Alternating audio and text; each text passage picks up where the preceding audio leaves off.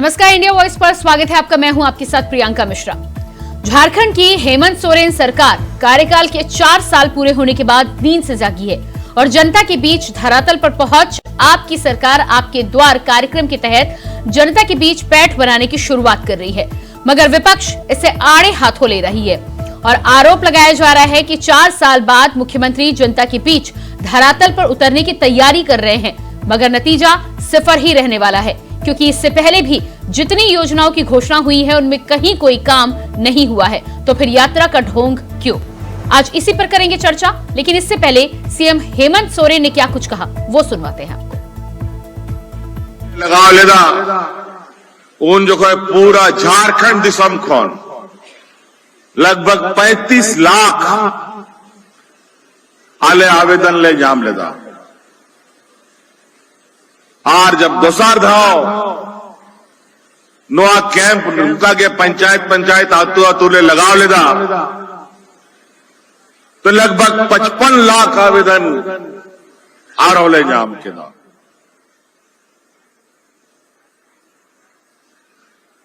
मोटा मोटी बुझाव पे नोआ 12 धाव कैंप रे 80 लाख कोनो जस्ती आले होए अपया आतु दिसोम रे जे समस्या में ना ओनारिया जानकारी ले जाम किदा।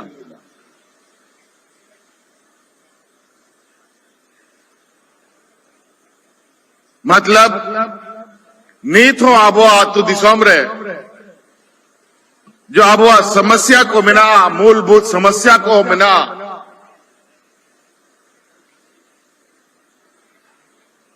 ओना को तो बांग जूत कर दो। आखिर राज बिगाड़ करते 23 बचर हुई कांताबोना सरकार नोआ राज दिसोम रिया तो आबो समस्या उनका आगे मतलब नौका हुई कांता है कि आतो दिसोम नेलानी कोई हॉड़ कोई जिम्मेवारी के बाको अथावे ताए ब्लॉक रे कमी बांग हुई कांता है, जिला रे कमी बांग हुई कांता है, थाना रे कमी बांग हुई कांता है।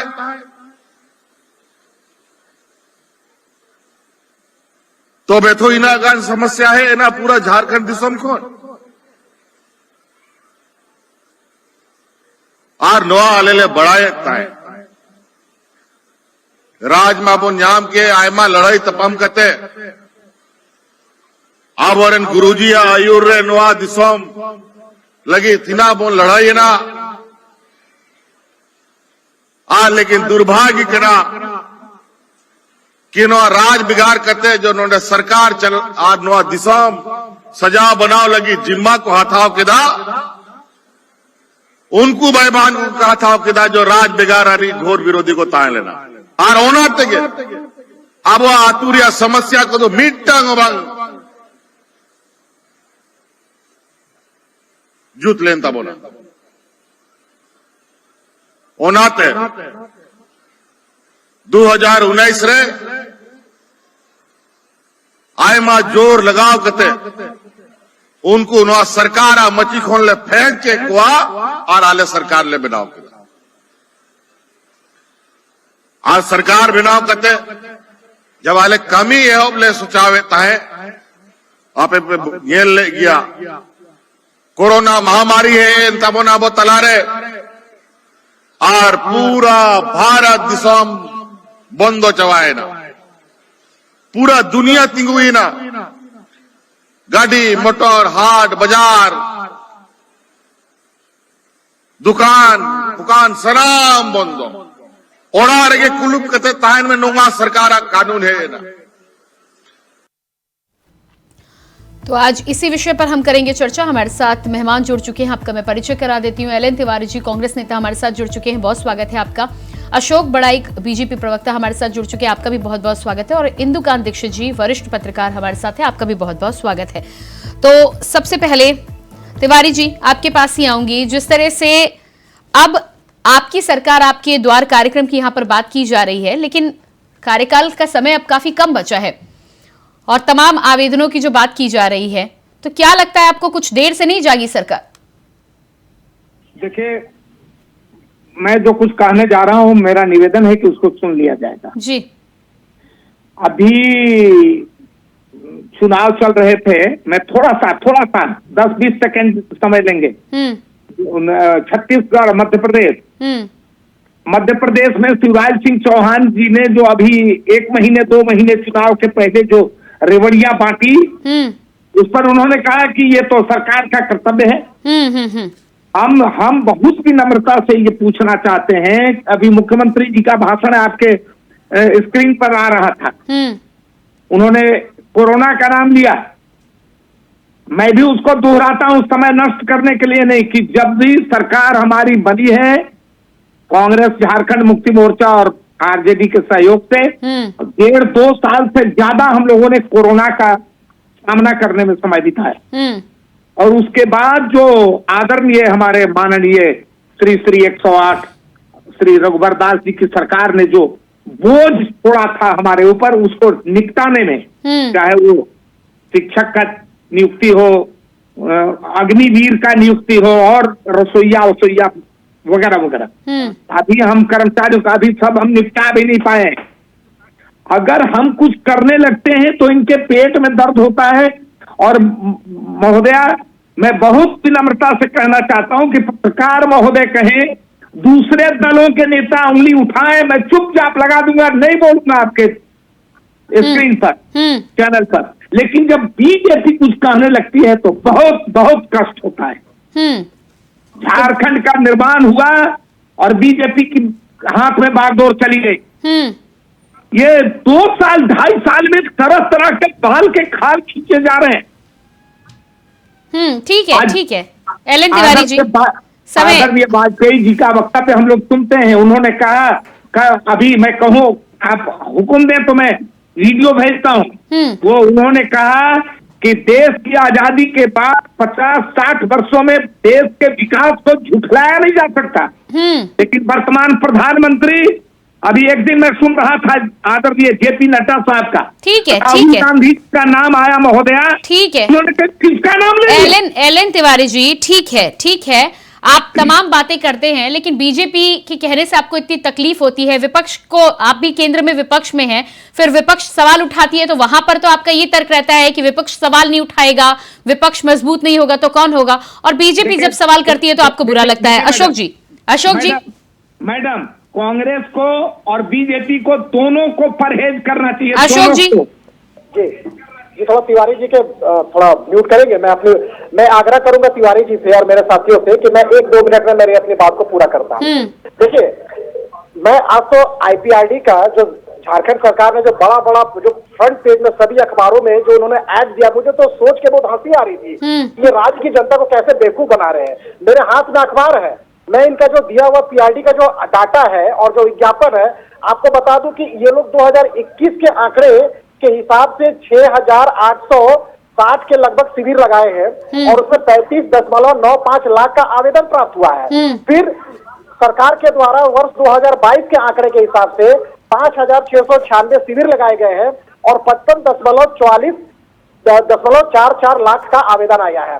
अब मैं प्रियंका जी आपसे पूछना चाहता हूँ, ये लगभग कुल मिला के अगर बोला जाए तो 55 और 35 लगभग 1 करोड़ के आसपास में इनका आवेदन आ गया है। ये झारखंड की जनता, मीडिया, आम जनता, सभी को ये सरकार धोखा देने का काम कर रही है। प्रियंका जी, अगर 1 लाख आवेदन आया है तो आपको बताने चाहिए कि 1 करोड़ अगर आवेदन आपके पास आया इस राज्य की जनता का, तो 1 करोड़ जनता का आवेदन का आपने निवारण किया कि नहीं, निष्पादन किया कि नहीं। अब 3.5 करोड़ की आबादी में 1 करोड़ के आवेदन आपके पास आ गया है, साहब आपने किया क्या?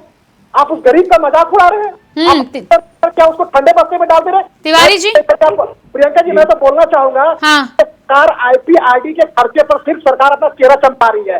वो ब्लॉक को खाली करके वो पिकनिक मनाने के लिए वो गांव में जाकर बैठती है, उसे गांव, गरीब, किसान, मजदूर, आदिवासी, महिला, आदिवासी, मूलवासी से कोई मतलब नहीं। ठीक है तिवारी जी, जवाब दीजिएगा। तिवारी जी जवाब दीजिएगा। मैडम, सुनकर जवाब देने में पता नहीं चलता कि हंसे कि आपके स्क्रीन पर रोने लगे। 2019 के पहले इन्होंने समस्या कर दिया था। हेलो, सुनिए, आपकी सरकार 2019 के पहले मैडम 2019 के पहले इनकी सरकार ने झारखंड को समस्या मुक्त किया था। ये 1 करोड़ जो समस्या पैदा हुआ है ये 2019 नहीं बल्कि 21-22 में पैदा हुआ, क्योंकि 2 साल स्कूल, कॉलेज, हाट बाजार, सभी दुकानें, बस, ट्रेन सब बंद था।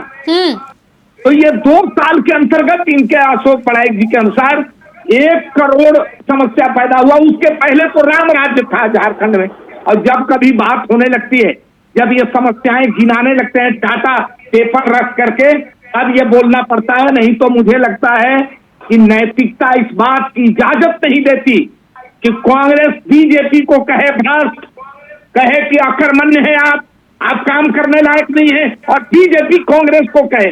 अपना दामन लोगों को, हर राजनीतिक दलों को बचाना चाहिए मैडम, अपनी बात को खुद स्वीकार करना चाहिए। नहीं, ठीक है तिवारी जी, ठीक है, कोरोना काल की यदि आप बात भी कर लें तब भी 22 और 23 भी पूरा होने वाला है।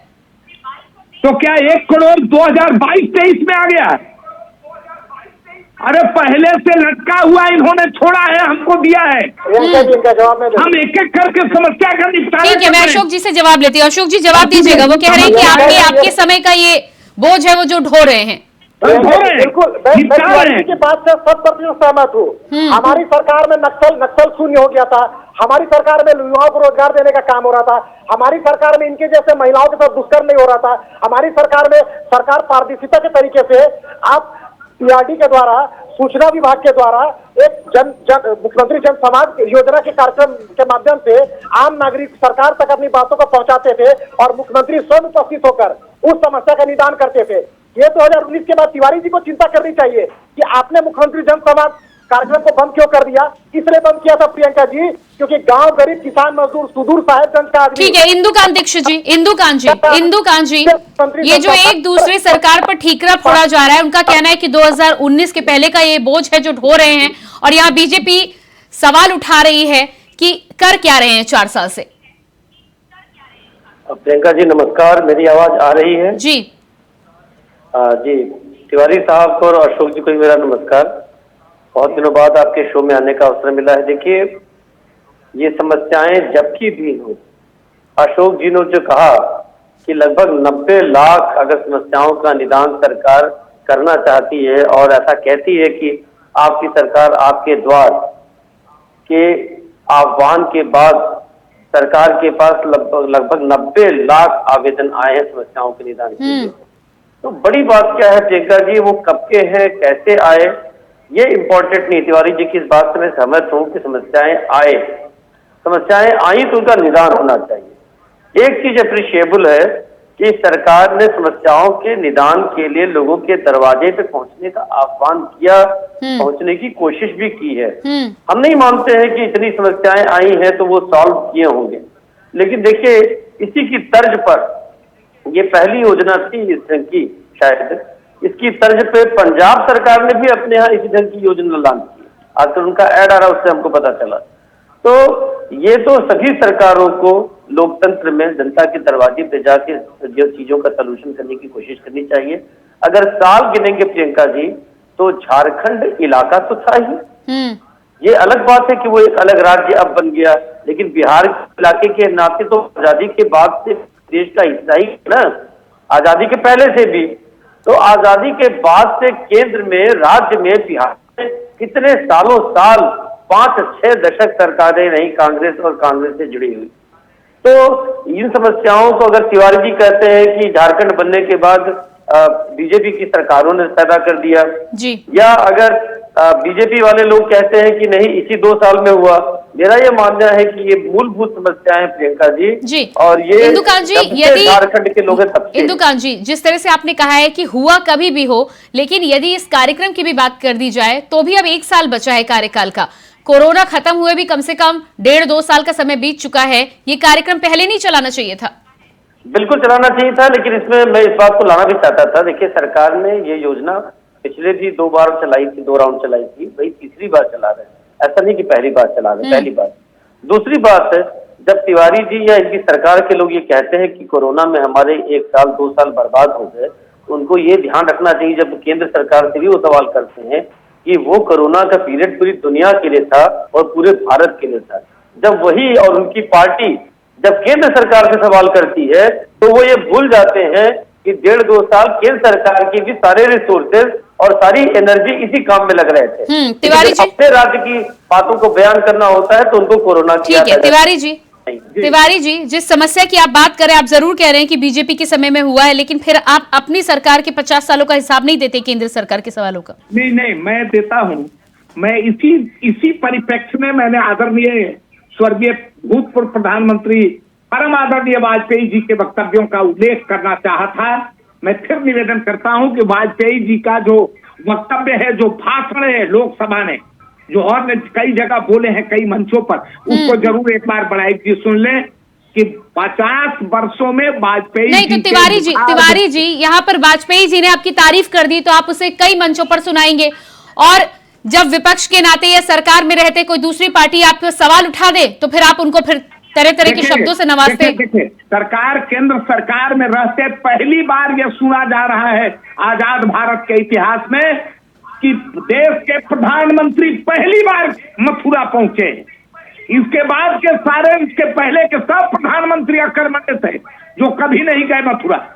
अरे क्या इस देश में अयोध्या, मथुरा और काशी तीन ही जगह प्रधानमंत्री के रूटीन में है, वर्क में जो प्राथमिकता है काम में, बस इसी 3 जगह। ये कोई दूसरे धर्म के लोग कह दे तो ये हल्ला मच जाएगा। लेकिन मैं पूरी विनम्रता से ये निवेदन कर रहा हूं कि अगर विकास प्रधानमंत्री के मथुरा जाने से होता है, काशी जाने से होता है, तो मैं निवेदन नहीं।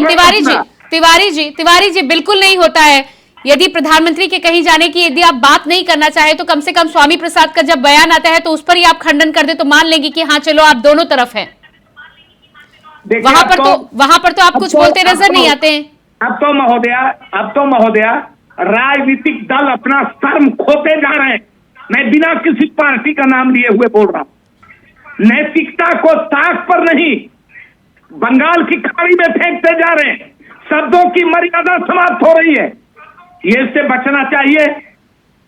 नहीं तिवारी जी, बिल्कुल आप ठीक कह रहे हैं और आप हर बार ये बात कहते हैं, लेकिन मुझे लगता है कि यदि शुरुआत आप अपने घर से करें तो ज्यादा अच्छा उदाहरण पेश होता है। अशोक जी जवाब दीजिएगा।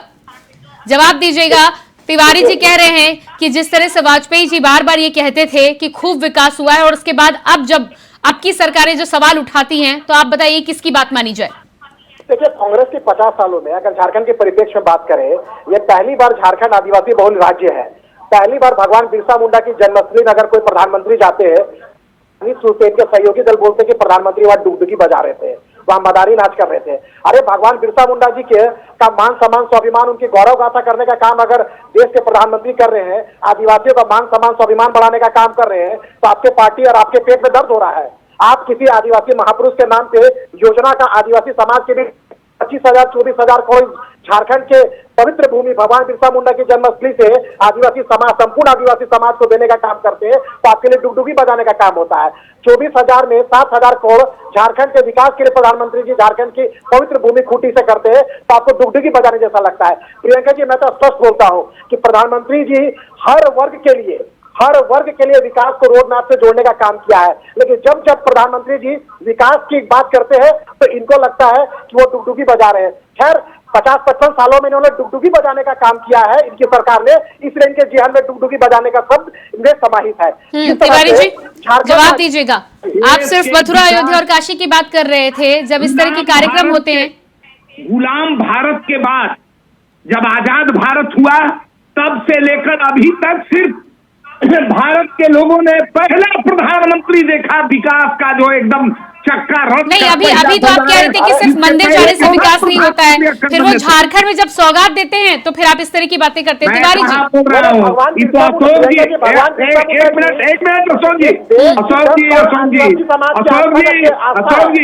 अशोक जी बीच में नहीं टोके। मैं ये निवेदन कर रहा हूँ कि अभी आज मैं सुन रहा था बीजेपी के नेता चिल्ला के कह रहे थे कि राहुल गांधी जातीय जनगणना करा रहे, जात पर न पात पर, इंदिरा जी की बात पर, राजीव जी की बात पर मोहर लगेगी हाथ पर, ये भी कह रहे थे। मैं ये कह रहा हूं कि जब जहां जरूरत पड़ता है, कभी गुजरात की बात की जाती है गुजराती की, कभी आदिवासी की बात की। अभी राष्ट्रपति महोदया का चुनाव हो रहा था तो इन लोगों ने कहा कि मैं तो राष्ट्रपति के लिए आदिवासी महिला का नाम प्रोजेक्ट कर रहा हूँ। नहीं तो आप तो तब भी विरोध कर रहे थे ना तिवारी जी। प्रियंका जी, क्यों जी, अशोक जी। बात करते हैं? प्रियंका जी, आदिवासी के विकास के लिए जातीय आरक्षण का बात करते हैं प्रियंका जी। अरे कहिए ना कि प्रियंका जी, झारखंड के विकास के लिए तुमने दिया। मंडल कमीशन के रिपोर्ट को किन्होंने रोकने का काम किया था? पूर्व प्रधानमंत्री राजीव गांधी ने रोकने का काम किया था। तो तिवारी जी का जनरल नॉलेज तो सही करते हैं और ये बात करते हैं जातिगत राजनीति की।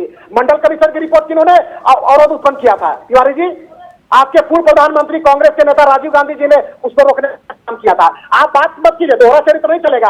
अगर इस राज्य की, झारखंड के आदिवासियों के लिए, अगर इस देश के सांस्कृतिक राष्ट्रवाद की गौरव गाथा अगर प्रधानमंत्री बढ़ाने का, अरे राम मंदिर कौन आपके प्रधानमंत्री कभी राम नाम जपने का काम किए थे क्या? अयोध्या जाने का काम किए थे क्या? अयोध्या में भव्य राम मंदिर बन रहा है तिवारी जी, तो आपको सम्मान करना चाहिए। नहीं, लेकिन अशोक बड़ाई जी, वो आपकी पार्टी का मुद्दा है। यदि दूसरे प्रधानमंत्री नहीं भी करते हैं तो आप उस पर बहस करने की क्या जरूरत है? आप करते हैं, ठीक है, उनके मुद्दे अलग हैं। ये राम नाम स्क्रीन पर करते हैं, ये राम नाम मंच पर करते हैं, हम लोग राम नाम बंद कोट में पूजा करते हैं। एफिडेविट करके बोलते हैं कि राम ठीक है, राम सेतु को तोड़ देना चाहिए। हम राम इस वो ठीक है तिवारी जी, लेकिन मैं झारखंड के परिप्रेक्ष्य में ही आपसे यहाँ पे सवाल करना चाहूंगी कि तमाम ये जो समस्याएं हैं वो तिवारी जी, बाकी मुद्दों पर बात नहीं करूंगी, मैं झारखंड के परिप्रेक्ष्य में ही आपसे बात करूंगी। तमाम समस्याओं की जो बात हो रही है वो चाहे किसी के काल की हो, चाहे कुछ भी हो, कोरोना काल का ठीकरा अब आप नहीं फोड़ सकते। उन समस्याओं का कितना समाधान हुआ है, आगे योजना क्या है, उस बारे में बात कीजिए। तो महोदया, ये मैं पूछना चाहता हूँ विनम्रता से कि आपकी सरकार, आपके द्वार कार्यक्रम जो अभी 1 साल पहले चुनाव से शुरू किया गया, क्या हम लोग इसको बंद करके ढाल लें और राम नाम यही करें? नहीं तो कितनी समस्याओं का समाधान हो गया तिवारी जी? तो उसका कोई डेटा भी तो होगा आपके पास। समस्याओं, देखिए समस्याएं अनंत हैं, समस्या एक समाधान करिएगा दूसरा आ जाता है, लेकिन आपको विश्वास दिलाते हैं आपके चैनल पर कि जो झारखंड की सरकार ने जो ये कदम उठाए हैं, आपकी सरकार आपके द्वार। नहीं तिवारी जी, इंतजार करिए। ठीक है तिवारी जी, डेटा अगर आप पेश करते हैं, इंदु कांत जी के पास पहले मैं जाऊंगी, फिर आपके पास आऊंगी। इंदु कांत जी, आपकी समस्या, आपकी सरकार, आपके द्वार का ये जो कार्यक्रम है, आप कह रहे पहले भी सरकारें चला चुकी हैं, ये कार्यक्रम चल रहा है तो बहुत अच्छी बात है, लेकिन इसके साथ यदि कांग्रेस ये भी कहती कि कितनी समस्याओं का समाधान अब तक हो चुका है, तीसरे चरण की यदि बात हो रही है तो इससे पहले कितनी सफलता मिली है, तो क्या मामला ज्यादा पुख्ता नहीं होता? नहीं प्रियंका जी, मैं आपको एक चीज ऐड कर दूं कि जो पिछले दो दौर की ये योजना चली थी, उसमें सरकार ने बाकायदे जो बता रहे थे अशोक जी, ऐड देकर किया, उसको वेरिफिकेशन हम लोगों ने नहीं किया है, लेकिन ऐड देकर किया कि इतनी समस्याएं आई और इतनों का निदान किया। इसीलिए बड़ाई जी ने सवाल ये नहीं किया, बड़ाई जी का मेरे ख्याल से सवाल ये था कि अगर इतनी समस्याओं का हल हो गया तो फिर इतनी समस्याएं कहाँ से आ गई? तो कहीं इसमें फर्जीवाड़ा तो नहीं है कि इस तरह से नंबर बढ़ा के दिखाया जा रहा है? नहीं तो पिछली बार की दो बार इनकी चली इस तरह की पहल, उन दोनों पहल के बाद ऐड किया था सरकार ने, खुद विज्ञापन दिया था कि इतनी समस्याओं का समाधान भी उन्होंने किया है। जी तिवारी जी, जवाब दीजिएगा। देखिए, मैं बार बार निवेदन कर रहा हूं कि समस्याएं एक निपटाइएगा तो दूसरी तीसरी आ जाती है। नंबर ऑफ प्रॉब्लम गिना दें बड़ाई जी कि 90 लाख है और 1 करोड़ है और 3 करोड़ है, जो कह रहा है कह दें। इनकी पार्टी तो इसके लिए जानी जाती है, ये कुछ भी बोल सकते हैं, इनके लिए छूट है। अगर हमारे पार्टी के नेताओं के मुखार बिंद से कुछ निकल गया तो ही तुरंत इलेक्शन कमीशन चले जाएंगे, ये चले जाएंगे कि ये तो पार्टी के लोगों ने झूठ बोला। हम ये बार बार निवेदन कर रहे हैं कि जो समस्याएं हैं धैर्य से रहिए, काम करने दीजिए, इनको कहिए थोड़ा धैर्य रखें। हम जो पार्टी का कार्यक्रम प्रत्येक प्रमंडलों में चला रहे हैं, जिसमें प्रमंडलों में मुख्यमंत्री जी की भी उपस्थिति होगी, बहुत इसको स्तर पर हम लोग कोशिश कर रहे हैं निकालने का, और जब निकालेंगे तो हम डाटा रहेगी। प्रियंका जी, जब हेमंत सोरेन की और इनकी सरकार पहली बार बनी थी 11-12 महीनों के लिए, जब अर्जुन मुंडा जी की सरकार गिराए थे, क्या बोलकर गिराए थे कि स्थानीय नीति लागू नहीं हुई, इसलिए सरकार गिरा रहे, स्थानीय नीति लागू करेंगे। 4 सालों में स्थानीय नीति इन लोग लागू नहीं कर पाए। खतियान आधारित स्थानीय नीति 1932 खतियान आधारित नीति लोग लागू नहीं कर पाए, योजना नहीं बना पाए, एक युवाओं को नौकरी नहीं दे पाए, महिलाओं का आबरू नहीं बचा पाए, खान खनिज जल जंगल जमीन ही लोग बचा नहीं पा- ठीक है अशोक जी, तो ठीक है अशोक जी, देर से ही सही, लेकिन उनका कहना है कि धैर्य रखिए, का भला कर पाएंगे। समस्याओं का समाधान भी करेंगे और उसके बाद आपको डेटा भी देंगे। फिलहाल आप सभी का मैं धन्यवाद जी, उसके बाद समय काटिएगा मेरा। ठीक है, बहुत बहुत धन्यवाद मैं- एलन तिवारी जी, बहुत धन्यवाद इंदुकांत दीक्षित जी, बहुत धन्यवाद अशोक जी, आपका भी बहुत बहुत धन्यवाद। तो जिस तरह से हम चर्चा कर रहे थे आपकी सरकार आपके द्वार कार्यक्रम की, एक तरफ तो हेमंत सोरेन सरकार ने शुरुआत की है, दूसरी तरफ विपक्ष इस पर सवाल खड़ा कर रहा है। अब देखना ये होगा कि आगे जो तमाम समस्याओं की बात कर रहे हैं क्या उसमें निपटारा होता है या कहीं एक बार फिर से इसी तरह की शंका और शक विपक्ष के द्वारा उठाया जाता है। देखना होगा आगे आने वाले समय में समस्याओं का निपटारा कब तक होता है और जनता को इसका लाभ सही मायने में कब मिल पाता है। फिलहाल इस कार्यक्रम में इतना ही। खबरों के लिए बने रहिए इंडिया वॉइस के साथ, मुझे दीजिए इजाजत, नमस्कार।